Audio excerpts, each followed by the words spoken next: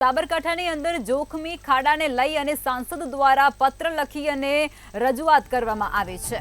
જોખમી ખાડા મામલે સંસદે પત્ર લખ્યો છે અને ચિલોડાથી શામળાજી હાઈવે પર જોખમી ખાડા પડી ચૂક્યા છે। નેશનલ હાઈવે ઓથોરિટીને આ પત્ર લખી અને સમારકામ વહેલી તકે કરવામાં આવે તેવું આ પત્રની અંદર ઉલ્લેખ કરવામાં આવ્યો છે। આ સાથે જ ઓવરબ્રિજના સર્વિસ રોડ રિપેર કરવાની જાણકારી પણ આ પત્ર રૂપી તેમને આપવામાં આવી છે।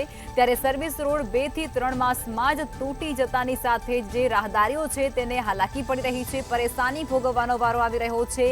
ત્યારે સાબરકાંઠામાં જે જોખમી ખાડાઓ છે તે મામલે હવે સાંસદે પત્ર લખી અને રજૂઆત કરી છે।